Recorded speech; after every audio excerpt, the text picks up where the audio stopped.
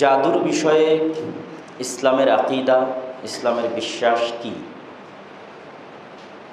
ইসলাম দুটি এমন জিনিসকে স্বীকৃতি দেয় যার বাস্তবে কোনো কার্যকরণের সূত্র মানুষের লজিকে ধরা পড়ে না, বৈজ্ঞানিক লজিকে, মেডিকেল সায়েন্সে ধরা পড়ে না।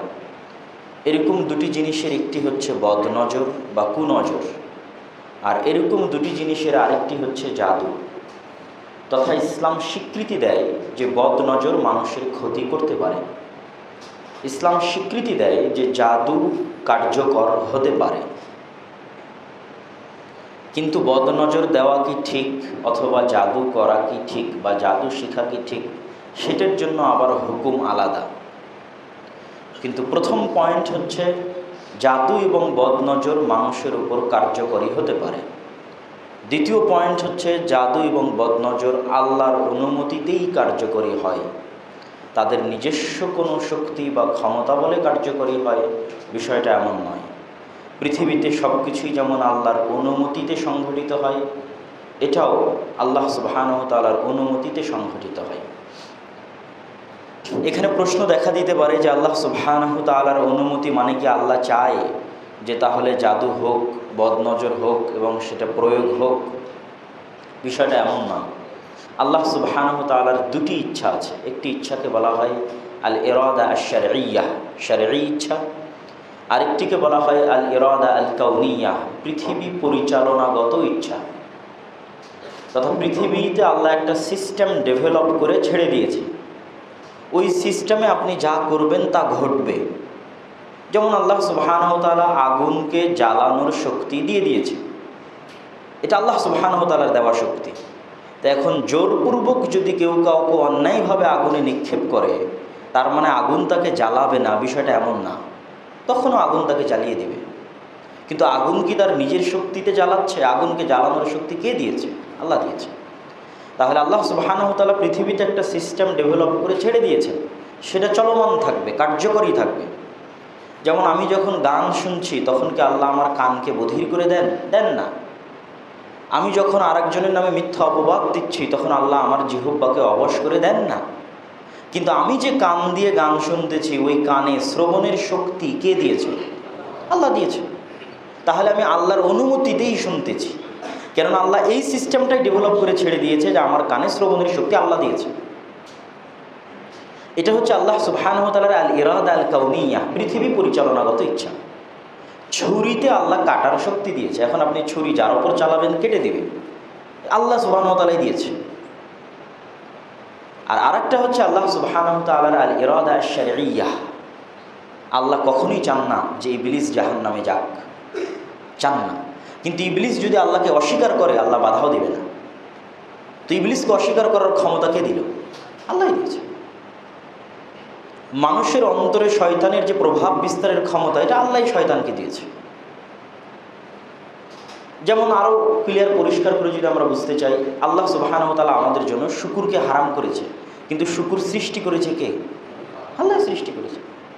তাহলে শুকুরকে পৃথিবীতে বাঁচিয়ে রাখা হয়েছে কেন? শুধু আমাদের পরীক্ষার জন্য, যে আমরা খাই কিনা। শুকুর সৃষ্টিও করেছে আল্লাহ, আবার নিষিদ্ধও করেছে আল্লাহ। তাহলে আল্লাহ সুবহানাহু ওয়া তাআলা চান না যে আমি শুকুর খাই, কিন্তু যদি আমি শুকুর খাই আল্লাহ বাধা দিবেন না। তো ওই যে আল্লাহ বাধা দিল না, আমার হাত পা অবশ করে দিল না, ওটা হচ্ছে আল ইরাদা আল কাউনিয়া। আমি আল্লাহর দেওয়া শক্তি ব্যবহার করে শুকুর খাচ্ছি। তো জাদু এবং বদনজরের মধ্যে যে শক্তিটা আছে, এটা আল্লাহ সুবহানাহু ওয়া তাআলা পৃথিবী যখন তৈরি করেন, তখন জাদু এবং বদনজরের মধ্যে এই শক্তি আল্লাহ সুবহানাহু ওয়া তাআলা দিয়ে দিয়েছেন। তথা কেউ যদি এটাকে কাজে লাগায়, সেটা কার্যকর হবে। কিন্তু কাজে লাগানোটা কতটুকু শুদ্ধ, কতটুকু বিশুদ্ধ, সে আলোচনায় আমরা আসবো ইনশাআল্লাহ। তার আগে আমরা সংক্ষিপ্তভাবে দেখে নিই জাদুর সংক্ষিপ্ত ইতিহাস। পবিত্র কোরআনে আল্লাহ সুবহানাহু ওয়া তাআলা জাদুর যে ইতিহাস ইসলাম অথবা হাদিসে পাওয়া যায়, তার মধ্যে কোরআনের একটি বর্ণনা, সেটি হচ্ছে হারুত এবং মারুতের ঘটনা। কেউ মনে করে হারুত এবং মারুত ফেরেশতা, কেউ মনে করে হারুত এবং মারুত দুটি জিন, কেউ মনে করে হারুত এবং মারুত হচ্ছে দুইজন সাধারণ মানুষ। তারা যেই হোক না কেন, হয় ইদ্রিস আলাইহিস সালাতু ওয়াস সালামের শাসনামলে, তার সময়কালে, ইদ্রিস আলাইহিস সালাম ছিলেন আদম আলাইহিস সালামের পরের তৃতীয় নবী, অথবা সুলাইমান আলাইহিস সালাতু ওয়াস সালামের শাসনামলে, পৃথিবীর প্রথম সভ্যতা যেখানে গড়ে উঠেছিল ব্যাবিলন শহরে, সেই ব্যাবিলন শহর ছিল জাদু চর্চার কেন্দ্র। তো মানুষ কালো জাদু দিয়ে চরম আকারে পরস্পরের ক্ষতি করত, চরমভাবে। কালো জাদু দিয়ে মানুষকে হত্যা করে দিত, কালো জাদু দিয়ে জিনিসপাতি চুরি করে নিত, কালো জাদু দিয়ে ডাকাতি করত, অনেক কিছু। কালো জাদু দিয়ে সন্তান বন্ধ করে দিত, কালো জাদু দিয়ে সকল রকমের অনিষ্ট সম্পাদন করত। তখন আল্লাহ সুবহানাহু ওয়া তাআলা হারুত এবং মারুতকে পাঠালেন। হারুত এবং মারুত ফেরেশতাও হতে পারে, তুই জিনও হতে পারে, তুই মানুষও হতে পারে। পরীক্ষা স্বরূপ পাঠালেন, যারা মানুষদেরকে বলতো যে আমরা তোমাদেরকে ভালো জাদু শিক্ষা দিব, যেই ভালো জাদু দিয়ে তোমরা কালো জাদু থেকে বাঁচতে পারবে। তবে জেনে রাখো, ইন্নামা নাহনু ফিতনা, আমরা হচ্ছি ফিতনা। তোমরা যদি এই জাদুকে খারাপভাবে প্রয়োগ করো তাহলে তোমরা কুফরি করবে, পথভ্রষ্ট হবে। এটা বলে তারা মানুষকে শিখাতো, কিন্তু মানুষ তাদের কাছ থেকে শিখে ওই জাদু পুনরায় খারাপ কাজেই ব্যবহার করতে লাগলো। এই হলো সংক্ষিপ্ত ইতিহাস। হারুত এবং মারুত সম্পর্কে বানু ইসরাইলের রেওয়ায়াত তথা ইহুদিদের মধ্যে যে গল্প কথা প্রচলিত আছে হারুত এবং মারুত সম্পর্কে, সেটা এর চেয়ে ভিন্ন, কিন্তু সেটার কোনো প্রমাণ এবং দলিল কোরআন এবং হাদিসে পাওয়া যায় না। সেটা হচ্ছে আল্লাহ সুবহানাহু ওয়া তাআলা কাছে একদিন ফেরেশতারা আবদার জানালো যে পৃথিবীর আদম সন্তানেরা বেশি সুখে শান্তিতে আছে, আমরাও একটু আদম সন্তানের মতো পৃথিবীতে যেতে চাই। তখন দুইজন ফেরেশতাকে মানুষের বৈশিষ্ট্য, মানুষের চরিত্র দিয়ে পৃথিবীতে পাঠানো হলো। তারা জনৈকা জোহরা নামক নারীর প্রেমে পড়ল, প্রেমে পড়ে মদ্যপান করলো। মদ্যপান করার পর জোহরা নামক নারী তাদের কাছ থেকে শিখে নিল কীভাবে আকাশে যেতে হয়। শিখে নিয়ে এসে আকাশের দিকে উড়াল দেওয়া শুরু করলো। পথিমধ্যে আকাশের যারা রক্ষী বাহিনী আছে তারা যখন দেখলো আকাশের সীমা লঙ্ঘন করে কেউ উপরে আসতেছে, তখন তাকে জ্বলন্ত অগ্নিকুণ্ড বানিয়ে একটি গ্রহে পরিণত করে দেওয়া হলো, যাকে বলা হয় শুক্র গ্রহ। এগুলো বানু ইসরাইলের রেওয়ায়াত, কোরআন এবং হাদিসে না, তথা ইহুদিদের মধ্যে যে গল্প কথা প্রচলিত আছে সেই গল্প কথা। আর হারুত এবং মারুতকে আল্লাহর বিধান লঙ্ঘন করার কারণে একটি কুয়াতে উল্টা ঝুলিয়ে দেওয়া হলো। কিন্তু এগুলো ইসলামের দৃষ্টিতে সর্বৈব মিথ্যা। কি জন্য মিথ্যা? কোনো ফেরেশতার মধ্যে আল্লাহ সুবহানাহু ওয়া তাআলা তার অবাধ্য হওয়ার ক্ষমতা দেননি, কখনোই দেননি, কোনোদিনও দেননি। তো জাদুর এই সংক্ষিপ্ত ইতিহাস বলার পর এবার আমরা তার পরের পয়েন্টে আসি। সেটি হচ্ছে যত জাদু আপনারা দেখবেন আজকের পৃথিবীতে, যত ব্ল্যাক ম্যাজিক, সবগুলোর সাথে সুলাইমান আলাইহিস সালামের নাম পাবেন। লেখা আছে বিহাক্কি সুলাইমান আলাইহিস সালাতু ওয়াস সালাম ও দাউদ আলাইহিস সালাতু ওয়াস সালাম। প্রায় প্রত্যেক জাদুর যে তাবিজ তৈরি হয়, জাদুর যে কাগজ তৈরি হয়, সেখানে সুলাইমান আলাইহিস সালামের নাম লেখা থাকে। এটাও সুলাইমান আলাইহিস সালামের উপর চরম অপবাদ। সে অপবাদটা কীভাবে তৈরি হয়েছিল? সুলাইমান আলাইহিস সালাতু ওয়াস সালাম তার যুগে জাদুবিদ্যা নিষিদ্ধ করেছিলেন, এবং ভয়ঙ্কর চাপ প্রয়োগ করে জাদুবিদ্যা নিষিদ্ধ করার পরেও মানুষ জাদুবিদ্যা শিখত, বিশেষ করে ব্যাবিলন শহরে। ব্যাবিলন মানে আজকের ইরাক। আর সুলাইমান আলাইহিস সালাম শাসন চালাতেন ফিলিস্তিন থেকে, জেরুজালেম থেকে, বাইতুল মুকাদ্দাস থেকে। তো যখন মানুষ তার নিষেধাজ্ঞা মানল না, তখন সুলাইমান আলাইহিস সালাম বিশাল জিনদের বাহিনী নিয়ে গিয়ে সকল বাড়িতে তল্লাশি চালিয়ে যত জাদুর বই ছিল সবগুলোকে বাজেয়াপ্ত করে তার কুরসির নিচে পুঁতে দিয়েছিলেন, এবং চিরতরে জাদুবিদ্যা নিষিদ্ধ করে দিয়েছিলেন, এবং জাদুবিদ্যা পৃথিবী থেকে হারিয়ে গেছিল। তো শয়তানেরা বারবার চেষ্টা করতো ওই কুরসির নিচ থেকে জাদুর বইগুলো বের করে পুনরায় জাদুবিদ্যার চর্চা করতে। যখনই তারা কাছে আসতে চেত আগুনে জ্বলে পড়ে ধ্বংস হয়ে যেত। আর শয়তানেরা সুলাইমান আলাইহিস সালাতু ওয়াস সালামকে চরম ভয় পেত। তো উনি মারা যাওয়ার পরও তারা বুঝতে পারেনি যে সুলাইমান আলাইহিস সালাম মারা গেছে, ভয়ে তার কাছে আসেন। 1 মাস, 6 মাস, 1 বছর পরে যখন বুঝতে পেরেছে সুলাইমান আলাইহিস সালাম মারা গেছে, তখন পুনরায় কুরসির নিচ থেকে জাদুর বইগুলো বের করে মানুষকে, শয়তানেরা বলেছে, ইবলিসের বাহিনী মানুষকে বলেছে, এই দেখো সুলাইমান যে তার চেয়ার নিয়ে সারা পৃথিবীতে উড়ে বেড়াতো, সুলাইমানের যে বিশাল পাখির বাহিনী ছিল, গোয়েন্দা বাহিনীর হেড প্রধান হচ্ছে হুদহুদ পাখি, সুলাইমানের যে বিশাল জিন বাহিনী ছিল, এগুলো সব জাদু দিয়ে সুলাইমান কন্ট্রোল করতো। এই দেখো তার কুরসির নিচে জাদুর বই। এটা আজও ইহুদিরা বিশ্বাস করে যে সুলাইমান আলাইহিস সালামের সেই জাদুর বইগুলো বাইতুল মুকাদ্দাস মসজিদের নিচে খুললে এখনও বের হতে পারে, এবং তারা আবারও সে আগের শক্তি ফিরে পেতে পারে, এবং সেই অপেক্ষাতেই তারা আছে। অথবা দ্বিতীয় রেওয়ায়াত হচ্ছে সুলাইমান আলাইহিস সালাতু ওয়াস সালাম যা বলতেন, আল্লাহর যা জিকির আজকার করতেন, আল্লাহর যা ইসমে আজম তার কাছে ছিল, সেগুলো তিনি আসিফ নামক একজন লেখক সেগুলো লিখে রাখত। সুলাইমান আলাইহিস সালামের ওই ওহির বই, আল্লাহর জিকির আজকারের বই তার কুরসির নিচে ছিল। তার মৃত্যুর পরে শয়তানেরা সেই বইয়ের মধ্যে জাদু প্রবেশ করিয়ে দিয়ে মানুষকে দেখালো, এই দেখো সুলাইমান জাদুর মাধ্যমে জিনদের কন্ট্রোল করত, সুলাইমান জাদুর মাধ্যমে তার চেয়ার আকাশে উড়াতো এবং সারা পৃথিবী সফর করত, সুলাইমান জাদুর মাধ্যমে পশু পাখি, জীবজন্তু, জানোয়ারকে কন্ট্রোল করত। আল্লাহ সুবহানাহু ওয়া তাআলা কোরআন মাজিদে বলছেন, ওয়াত্তাবাউ মা তাতলু শায়াতিন আলা মুলকি সুলাইমান। এই ইহুদিরা মানে ইসরায়েলেরা সুলাইমানের যুগে শয়তানেরা যে জাদুবিদ্যা তাদেরকে শিখিয়েছে সেটার চর্চা তারা করে, আল্লাহর কিতাব পড়ে না। ওয়ামা কাফারা সুলাইমান, আর সুলাইমান কোনোদিন জাদু শিখেনি, কোনোদিন জাদু শিখায়নি। ওয়ালাকিন্না শায়াতিনা কাফারু, বরং শয়তানেরা জাদু শিখেছে এবং জাদু শিখিয়েছে। তাহলে সুলাইমান আকাশে তার কুরসি উড়াতো কীভাবে, বিশাল সেনাবাহিনী জিনদের কন্ট্রোল করতো কীভাবে? এগুলো জাদুর মাধ্যমে নয়, আল্লাহর মুআজিজার মাধ্যমে, আল্লাহ প্রদত্ত শক্তির মাধ্যমে, এবং তিনি আল্লাহর নবী। সুতরাং আজকের যারা জাদুবিদ্যার চর্চা করে এবং সুলাইমান আলাইহিস সালামের নাম ব্যবহার করে তারা মিথ্যু কোরআনের দৃষ্টিতে, এবং সুলাইমান আলাইহিস সালামের উপর চরম অপবাদ আরোপ করে থাকে। এবং জাদু যে আল্লাহ সুবহানাহু ওয়া তাআলার আদেশে কার্যকরী হয়, এবং আল্লাহ সুবহানাহু ওয়া তাআলা না চাইলে কখনোই জাদু কার্যকরী হবে না, সেটা পরের আয়াতে আল্লাহ সুবহানাহু ওয়া তাআলা বলছেন ওমা হুম বিদাররিনা বিহি মিন আহাদিন ইল্লা বিইذনিল্লাহ। সারা পৃথিবীর সকল জাদুকর, সকল গণক সবাই যদি একত্রিত হয়ে, সকল শয়তান যদি একত্রিত হয়ে কারো বিরুদ্ধে কিছু করতে চায়, তাহলে আল্লাহ সুবহানাহু ওয়া তাআলার অনুমতি ব্যতীত কখনোই করতে পারবে না। তথা আল্লাহ সুবহানাহু ওয়া তাআলা জাদুর মধ্যে যে শক্তি দিয়েছে, এই শক্তি তাদের উপরেই কার্যকর হবে যাদের কোনো প্রোটেকশন নাই, যাদের বাইরে কোনো দুর্গ নাই, যাদের কোনো শিল্ড নাই। তাহলে সে দুর্গ এবং শিল্ড প্রোটেকশন কেমনে তৈরি করবেন? আল্লাহ সুবহানাহু ওয়া তাআলার জিকির আজগারের মাধ্যমে তৈরি করবেন। এবং জাদু যে সত্য কার্যকরী হয় তার প্রমাণ আমাদের নবী নিজে। আমাদের নবীর উপর একজন ইহুদি লাবিদ ইবনুল আ'সাম জাদু করেছিল। তার চুল নিয়ে গিয়ে চুলের মধ্যে 11টা গিচ্ছু দিয়ে একটা কুয়ার মধ্যে পাথরের নিচে পুঁতে রেখেছিল। যখন রাসূলুল্লাহ সাল্লাল্লাহু আলাইহি ওয়াসাল্লাম অনেক কষ্টের মধ্যে, তখন দুইজন ফেরেশতাকে তিনি স্বপ্নে দেখেন, একজন পায়ের কাছে, একজন মাথার কাছে। একজন জিজ্ঞেস করছে, আচ্ছা এই ব্যক্তির কি হয়েছে, মানে মুহাম্মদ সাল্লাল্লাহু আলাইহি ওয়াসাল্লাম। বলছে তাকে কেউ জাদু করেছে। কে জাদু করেছে? লাবিদ ইবনুল আ'সাম জাদু করেছে। কোথায় আছে? অমুক কুয়ার মধ্যে আছে। তখন সেই কুয়া থেকে সেই জাদুর অংশটা বের করা, এবং আল্লাহ সুবহানাহু ওয়া তাআলা তখন দুটি সূরা অবতীর্ণ করেন জাদুকে ধ্বংস করার জন্য, কুল আউযু বিরাব্বিল ফালাক আর কুল আউযু বিরাব্বিন নাস। এই দুটি সূরার মাধ্যমে রাসূলুল্লাহ সাল্লাল্লাহু আলাইহি ওয়াসাল্লাম জাদু থেকে মুক্তি পেয়েছিলেন। তো জাদু কাজ করে, কার্যকরী, এবং জাদু থেকে বাঁচার জন্য অন্য আর কোনো কালো জাদুর সাহায্য নিতে হবে না, বরং কোরআনের এই দুটি অথবা তিনটি সূরা, সূরা ইখলাস, সূরা নাস, সূরা ফালাক, আয়াতুল কুরসি, সূরা বাকারার শেষ 2 আয়াত, সূরা ফাতিহা, এগুলো মোস্ট পাওয়ারফুল এবং বেশি শক্তিশালী যদি মানুষের বিশ্বাস আল্লাহ সুবহানাহু ওয়া তাআলার উপর থাকে। কেননা পৃথিবীতে যা কিছু আছে সবই আল্লাহর সৃষ্টি। আপনার চোখের সামনে থাকা পিঁপড়া যেমন, ওই শয়তানও তেমন, সেও আল্লাহর সৃষ্টি। পিঁপড়াও আল্লাহর সৃষ্টি, ওই শয়তানও আল্লাহর সৃষ্টি। আপনি যদি পিঁপড়াকে ভয় না পান, শয়তানকে কেন ভয় পাবেন? এই জন্য আপনার অন্তরে শক্তি এবং সাহস থাকতে হবে, আল্লাহ সুবহানাহু ওয়া তাআলার উপর বিশ্বাস থাকতে হবে। সম্মানিত উপস্থিতি, এবার আমরা চলে যাই জাদুর হুকুম।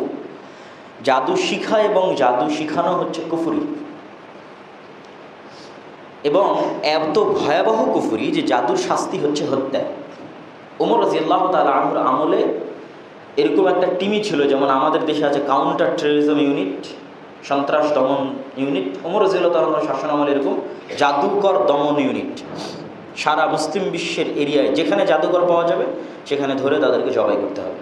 কেননা এই জাদু সমাজে ফাসাদ সৃষ্টি করে, জাদু মানুষকে শিরকের দিকে নিয়ে যায়। এবং আজও সৌদি আরবের আইন হচ্ছে কোথাও কোনো জাদুকর পাওয়া গেলে তাকে হত্যা করতে হবে, তথা বিচার এবং রায় হচ্ছে তার হত্যার আদেশ। ইসলামে জাদু শিখা এবং শেখানো কুফরি।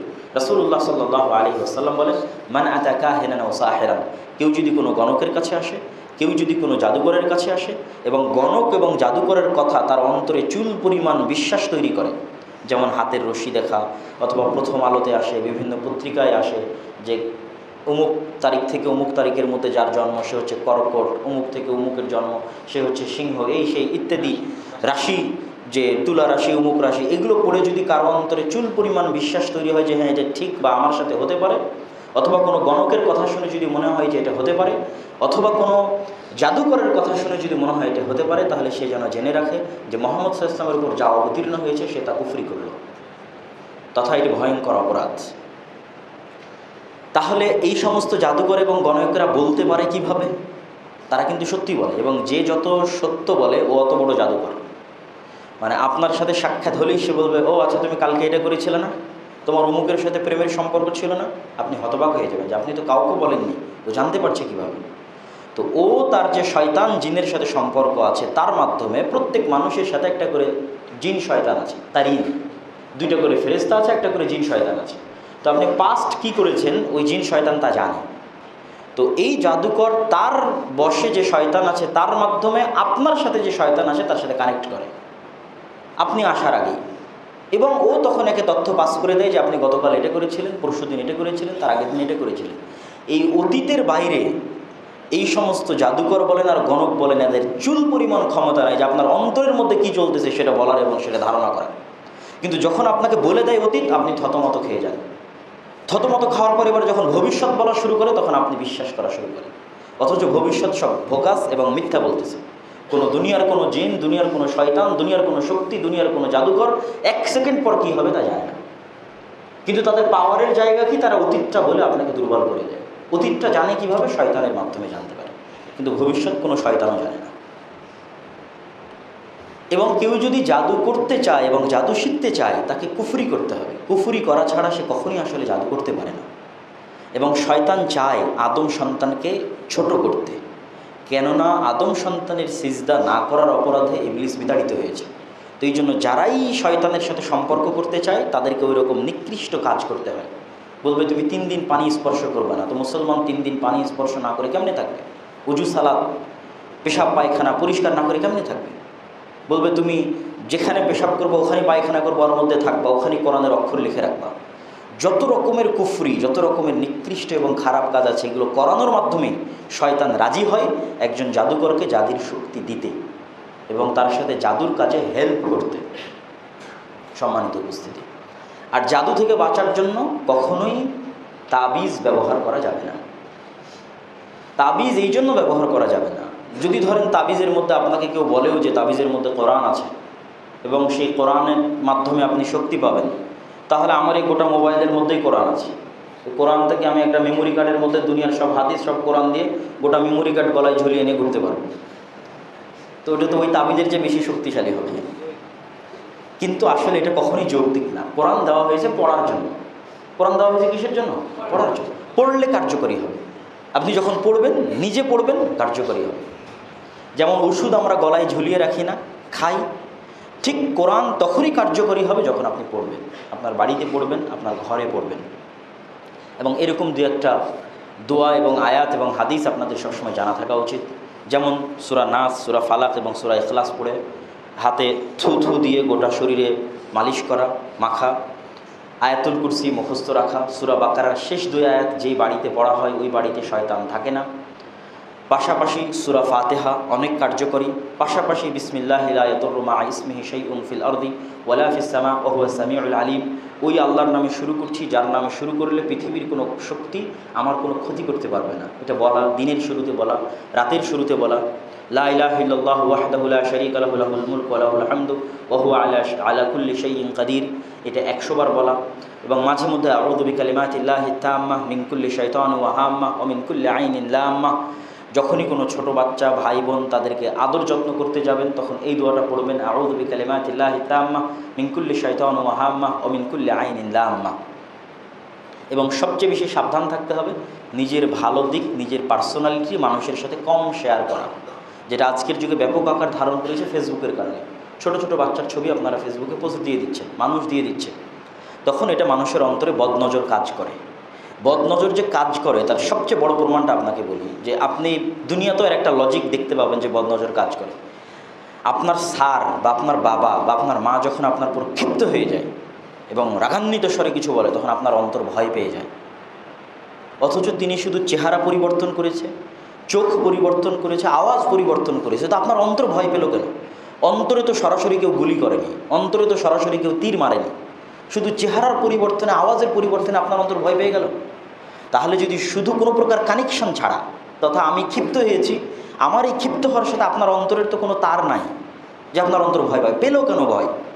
যদি আমার ক্ষিপ্ত হওয়ার কারণে আপনার অন্তর ভয় পায় তাহলে আমার অন্তরের মধ্যে যে হিংসা আছে এটা আপনার অন্তরে গিয়ে লাগবে।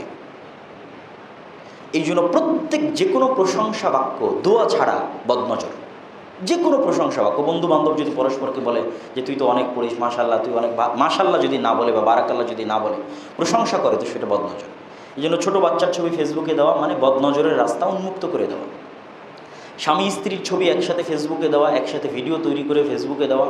তাহলে পৃথিবীতে আর কি কোনো স্বামী স্ত্রী নাই যারা পরস্পরকে ভালোবাসে না?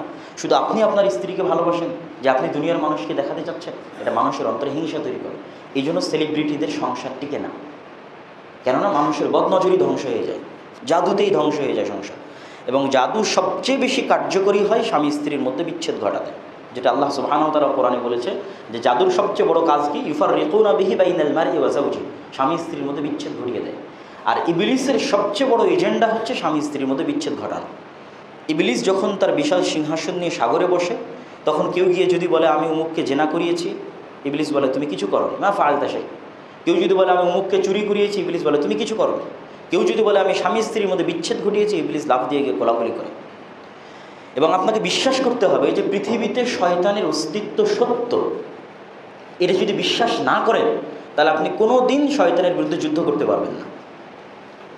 আমরা সবসময় কি মনে করি? আমরা সবসময় মনে করি আমি আমার ইচ্ছায় গান শুনছি, আমি আমার ইচ্ছায় ছবি দেখছি, আমি আমার ইচ্ছায় খেলছি, আমি আমার ইচ্ছায় ফজরে ঘুমাচ্ছি। জি না, আপনি আপনার ইচ্ছায় করছেন না, আপনার অন্তরে শয়তান প্ররোচনা দিচ্ছে। এই ক্ষমতা শয়তানের আছে। দুনিয়ার কোনো মানুষই জানে না কোনটা তার ইচ্ছা আর কোনটা শয়তানের প্ররোচনা, কেউ জানে না। দুনিয়াতে এরকম কোনো প্রযুক্তি তৈরি হয়নি যে আমি এখানে বাটন চাপলে আপনার অন্তরে মেসেজ যাবে, কিন্তু এই প্রযুক্তি আল্লাহ ইবলিসকে দিয়ে দিয়েছে।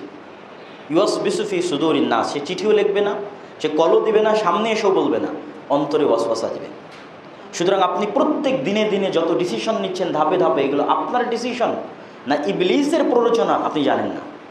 এবং এটাই আল্লাহ সুবহানাহু ওয়া তাআলা গেম, যে আপনারা যারা গেম খেলেন, গেম কিভাবে হয়?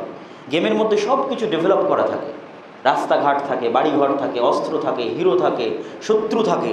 তো আদম এবং ইবলিস, আদম আলাইহিস সালাতু ওয়াস সালামকে দুনিয়াতে নামিয়ে দেওয়ার পর এবং ইবলিসকে দুনিয়াতে নামিয়ে দেওয়ার পর তাদের মধ্যে আল্লাহ শত্রুতা, যে তোমরা আজ থেকে পরস্পরের শত্রু। আর শত্রুতা করার জন্য আল্লাহ সবচেয়ে বড় অস্ত্রটা ইবলিসকে দিয়ে দিলেন, যে এই নাও, এটা হলো তোমার অস্ত্র, সব আদম সন্তানের অন্তরে তোমার প্রভাব, সবাইকে তুমি মেসেজ দিতে পারবা। তাহলে আদম সন্তানের জন্য কি? ফাইম্মা ইয়াতিয়ান্নাকুম মিন্নি হুদান ফামান তাবিআ হুদায়া ফালা খাউফুন আলাইহিম ওয়া লা হুম ইয়াহজানুন। আমার পক্ষ থেকে নবী পাঠাবো আদম সন্তানের জন্য, আমার পক্ষ থেকে কিতাব পাঠাবো আদম সন্তানের জন্য। আমার কিতাব আর আমার নবীর হাদিস শুনলে বুঝতে পারবে যে পৃথিবী এভাবে চলে। তাছাড়া দুনিয়া তার কেউ বলবে না যে পৃথিবী এভাবে চলে। সবাই বলবে তুমি তোমার মন মতো চলো, এটাই সাহসিকতা। একমাত্র কোরআন আপনাকে বলবে জি না, তোমার মন মতো বলে কিছু নাই, ওখানে শয়তানের প্ররোচনা আছে, অতএব সাবধান। এবং কোরআন আপনাকে পরতে পরতে বলবে, হাদিস আপনাকে পাতায় পাতায় বলবে। দেখেন কোরআনের শুরুতে আল্লাহ কি শিখিয়েছে? আউযু বিল্লাহি মিনাশ শাইতানির রাজিম। সব কাজের আগে বললেন বিসমিল্লাহ, আর কোরআনের আগে বললেন আউযু বিল্লাহ। মানে শয়তান থেকে পরিত্রাণ চেয়ে আপনি কোরআন পড়া শুরু করছেন। এবং আল্লাহ সুবহানাহু ওয়া তাআলা কোরআনের প্রতি পাতায় পাতায় শয়তানের কথা বলেছে, পৃষ্ঠায় পৃষ্ঠায় শয়তানের কথা বলেছে, যে শয়তান তোমাদের ভয়ঙ্কর শত্রু, শয়তান তোমাদের বড় শত্রু, শয়তান তোমাদের অন্তরে ওয়াসওয়াসা দেয়, তোমরা শয়তানের পদাঙ্ক অনুসরণ করিও না, শয়তানের ফাঁদে পা দিও না। কিন্তু আমাদের সবচেয়ে বড় ফাঁদ কি? আমরা মনে করি আমি নিজের ইচ্ছাই করছি। এটা ভুলে যেতে হবে। তাহলে যুদ্ধটা স্টার্ট হবে। গেমের মধ্যে যে যুদ্ধ হবে, হিরো যে ভিলেনের বিরুদ্ধে যুদ্ধ করবে, এই যুদ্ধটা তখনই স্টার্ট হবে যখন হিরো জানতে পারবে যে ইনি আমার ভিলেন। যখন থেকে আপনি জানতে পারবেন যে আপনার অন্তরে আর একজনের প্রভাব আছে, সুতরাং প্রতি ধাপে ধাপে আপনি চিন্তা করবেন আমি এই কাজটা করবো না করবো না, এটা কি আমার না ইবলিসের, এটা কি আমাকে ইবলিস বললো না আমি করতে চাচ্ছি। তখনই আসলে যুদ্ধটা স্টার্ট হবে, যুদ্ধ শুরু হবে। আপনি যদি যুদ্ধে পরাজিতও হন, মানে এটা জানার পরেও ফজরের সময় ঘুমিয়ে আছেন, আপনার ইচ্ছায় না, ইবলিসের প্ররোচনায়, সরাসরি হাদিস আছে। তা আপনি এটা জানার পরেও যদি ঘুমিয়ে থাকেন যে আপনি ইবলিসের প্ররোচনায় ঘুমিয়ে আছেন, তো তার জন্য আপনার আরেকটা সেকেন্ড অপশন আল্লাহ দিয়ে রেখেছে। সকাল থেকে সন্ধ্যা পর্যন্ত পরিশ্রম করে ইবলিস আপনাকে জাগুনাহ করাবে, রাত দিন পরিশ্রম করে ইবলিস আপনাকে জাগুনাহ করাবে, আপনার জন্ম থেকে মৃত্যু পর্যন্ত পরিশ্রম করে ইবলিস আপনাকে জাগুনাহ করাবে। আপনি শুধু একবার আল্লাহকে বলবেন আল্লাহ ভুল হয়ে গেছে, আপনি ক্ষমা করে দেন, আল্লাহ ক্ষমা করে দেবে। এই ক্ষমাটা আল্লাহ চ্যালেঞ্জ দিয়ে রেখেছে ইবলিসেরই বিরুদ্ধে, যে ঠিক আছে তুমি জাহান্নামে নিয়ে যাবা, তোমার ক্ষমতা দরকার, তোমাকে ক্ষমতাও দিয়ে দিয়েছি, জাহান্নামে তুমি নিয়েও যেতে পারো, কিন্তু তুমিও শুনে রাখো, তুমি যা চেষ্টা করবা আদম সন্তান যদি ক্ষমা চান ক্ষমা করে দেবে। তোমার চেষ্টা বাতিল, তোমার পরিশ্রম নষ্ট, তোমার পরিশ্রম ধ্বংস। তাহলে আল্লাহ নবীও পাঠালেন, কিতাবও পাঠালেন, রাসূলও পাঠালেন, ক্ষমার রাস্তা উন্মুক্ত রাখলেন। এরপরও যদি আপনি গেম খেলায় শয়তানের সাথে জিততে না পারেন, তাহলে এটা আপনার ব্যর্থতা। কিন্তু আগে আপনাকে জানতে হবে যে আপনার শত্রুকে, আগে আপনাকে বুঝতে হবে যে কিভাবে পৃথিবীটা চলতেছে, যেটা আপনাকে কেউ শিখাবে না, কেউ জানাবে না যে এই পৃথিবীটা কীভাবে চলতেছে, পৃথিবীর রহস্য কী। এবং শয়তান যে সমস্ত অস্ত্র প্রয়োগ করে মানুষকে জাহান্নামে নিয়ে যেতে চায়, তার সবচেয়ে বড় অস্ত্রটা হচ্ছে জিহ্বা। কেননা শয়তান যদি প্ল্যান করে যে আপনাকে দিয়ে কাউকে হত্যা করাবে, হত্যা করা এত সহজ নয়। অনেক প্ল্যানিং করতে করতে করতে করতে আপনি আর হত্যা করতে পারলেন না, তাহলে তো গুনাহ করাতে পারলো না শয়তান।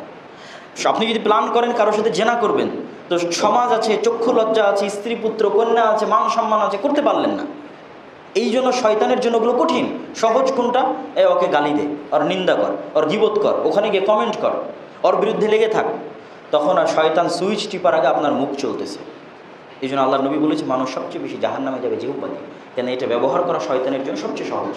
কিন্তু যখন আপনি বুঝবেন যে আপনার অন্তরে আরেকজনের কন্ট্রোল আছে, তথা শুধু অসুখ বিসুখ হলে আর পাগলামি হলে মানুষকে ভূতে ধরে না, বরং অল টাইম আমাদের পিছনে ভূত লেগে আছে, জিন লেগে আছে, শয়তান লেগে আছে পথভ্রষ্ট করার জন্য।